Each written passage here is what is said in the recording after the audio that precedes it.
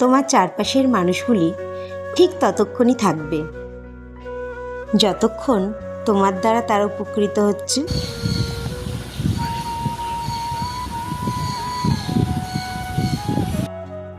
চা তোমার যতই প্রিয় হোক না কেন, চায়ের মূল্য ততক্ষণই যতক্ষণ এটা গরম থাকে।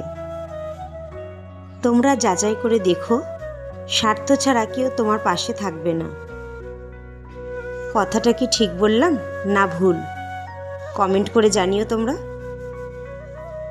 বন্ধুরা, তিন্নি তান্না ব্লগে তোমাদের সবাইকে স্বাগত জানাই। তোমরা কেমন আছো? আশা করি ভালো আছো, আর আমিও ভালো আছি।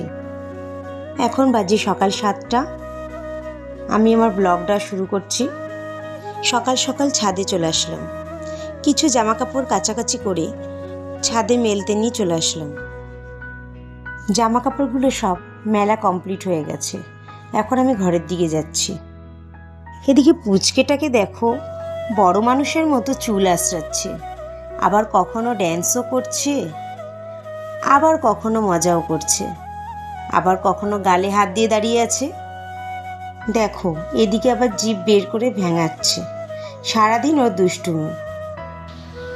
গ্যাস ওভেনে চায়ের জল গরম করতে বসিয়ে দিয়েছি। তার আগে কিছুটা জল ঢেলে রাখলাম বাচ্চাদের পিডিয়াশোর খাওয়ানোর জন্য। আদাটা একটু থেতো করে নিলাম চায়ে দেব বলে, তাহলে চায়ের স্বাদটা আরও ভালো হয়।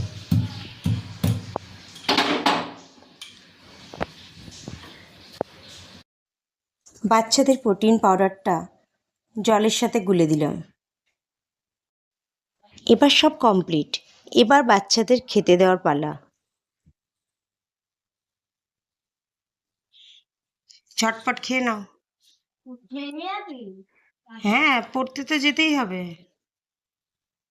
খেয়ে নাও ঝটপট, ওরম করে না। খেয়ে নাও। এদিকে চা বসিয়ে দিয়েছি। বাড়ির বড়রা চা খাবে বলে তাদের জন্য চা করা হচ্ছে। খাওয়া দাওয়া কমপ্লিট করে এবার যে যার কাজে ব্যস্ত হয়ে পড়ল। তিন্নি জামা পরে তো রেডি, এবার শুধু চুলটা আঁচড়ালেই হবে, কারণ ও এখন পড়তে যাবে। মেয়েটার শরীরটা কয়েকদিন ধরে ভীষণ খারাপ, যার জন্য বেশ অনেক কদিনও পড়তেও যেতে পারেনি।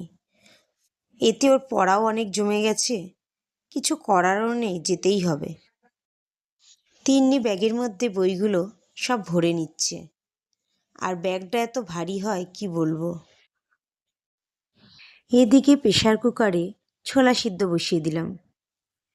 ঢাকনা খুলে দেখলাম ছোলাটা প্রায় হয়েই গেছে।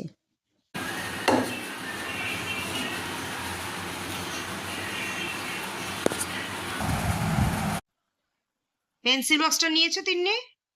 এই পেন্সিল বক্সটা কোথায়? তাহলে এরপর জলের বোতলটা নিয়ে নাও, বোতলে জল ভরে নাও। যাও, খেতে নাও।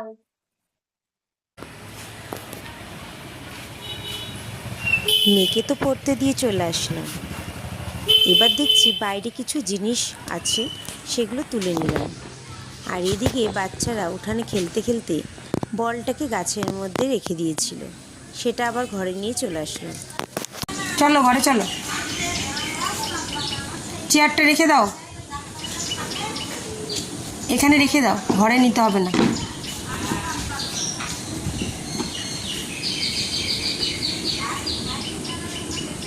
চলো চেয়ারটা রেখে দাও, ঘরে চলো। চেয়ার নেয় না বাবা, রাখার তো জায়গা নেই, তুমি ছাদেই রাখো।